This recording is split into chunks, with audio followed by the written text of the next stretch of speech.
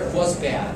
There was no process. It was ad hoc and out of control, as I like to say. And so one of the first things I did was institute a discipline, a process, a practice in how we manage portfolios. And real simple, it's taking the market in 3 levels. Taking the equity market and looking at common factors using bar modeling. I don't know if any of you are familiar with that, but looking at common factors. A common factor might be PE ratio or debt to capitalization, looking at the market at this broad level. The second level was industry, looking at companies at the industry level, and the third level was the individual stocks. And we made portfolio management structural decisions on all 3 levels, and our numbers improved. So that by 2002, virtually every fund, and we had about 17 mutual funds reporting up to me, was above the median. Every fund was above the index competition. So we were performing well against our active competition. We were performing well against the indices. I had equity trading and equity research reporting to me too. I know there are some Northern Trust people here, but I had a problem. I hate to say it, there's a little problem with the Northern Trust. We had a great performance track record, but they weren't selling our product. So I had a bunch of portfolio managers that were generating good performance, but we weren't getting assets in to internally manage Northern Trust accounts.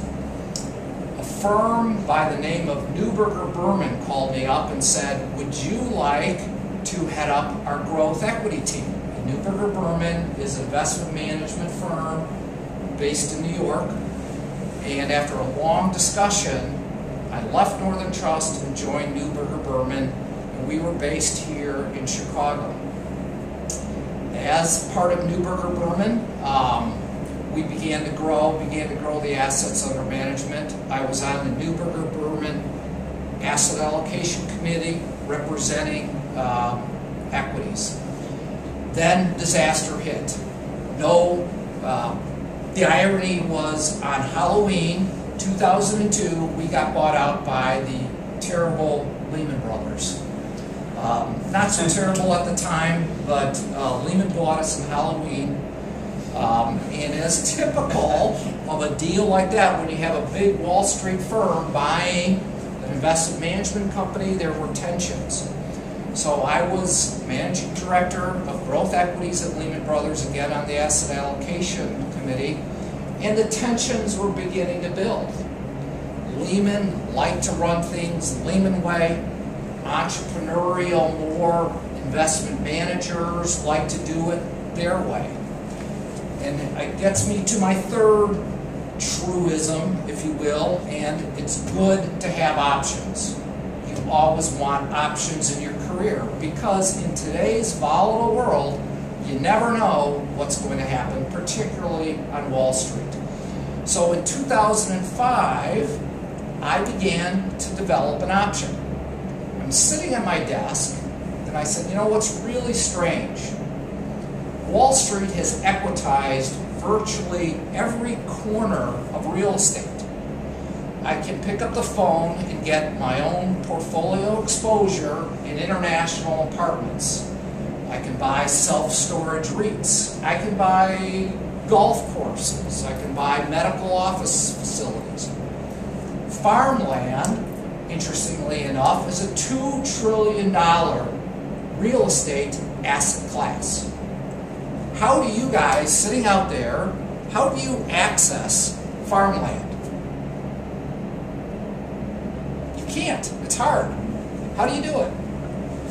Really strange. It's a big asset class, real estate asset class, yet it's very difficult to access it. So I said, that's strange, having bought my first farm in 1998. What's also strange is that farmland has certain characteristics that are additive to a portfolio.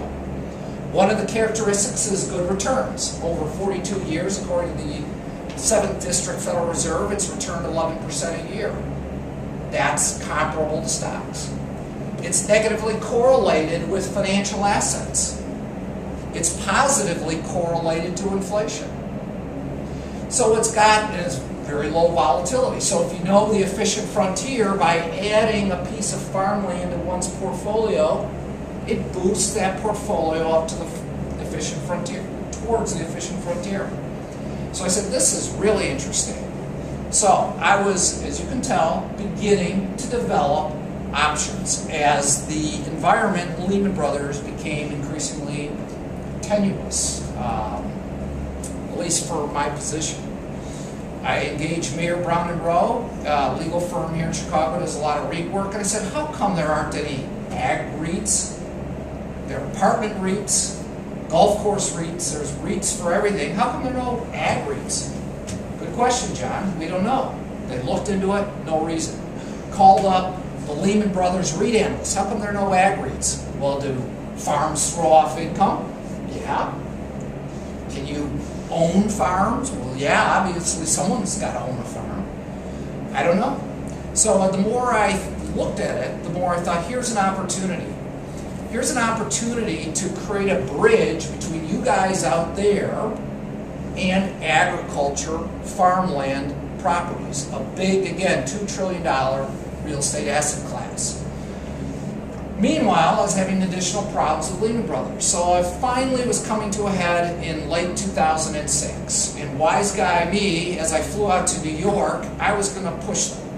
I was going to push them. And I said, you know what? They're not going to fire me. And even if they fire me, they're going to give me this big whopping severance package. And I've got options. Wrong, John. I got to New York, and typical Wall Street, boom, caught it right between the eyes. They fired me. Also typical Wall Street, they tried to screw me. They gave me a pittance severance package. Not to go into all the gory details, but I had to sue them. I got a great settlement, so I won what I thought was fair to me. And in 2007, I started my own firm, AgriShares, as my option to build this business between capital markets and agricultural properties. The most efficient bridge, as we're building that bridge, will run through the public markets. So my ultimate goal is to take the business and the investments and the assets we have under management, go public, and create the first agricultural public REIT. Don't know if it'll happen, but I'm excited to try, and it's again my second stab at an entrepreneurial venture. And if there's one thing I've learned from entrepreneurial ventures is that you have to triple the amount of time it takes to implement your idea. You have to double the expense that it takes to implement your idea. And you have to cut by 50% the amount of income or revenue you and your glassy-eyed prospects think you'll receive by your business. And if you still triple the amount of time, double the expenses, and cut in half the income you expect to make, and you still think it's a go, then go for it. And again, another truism that I use in my career going back 100 years is, it's not the idea, it's the execution.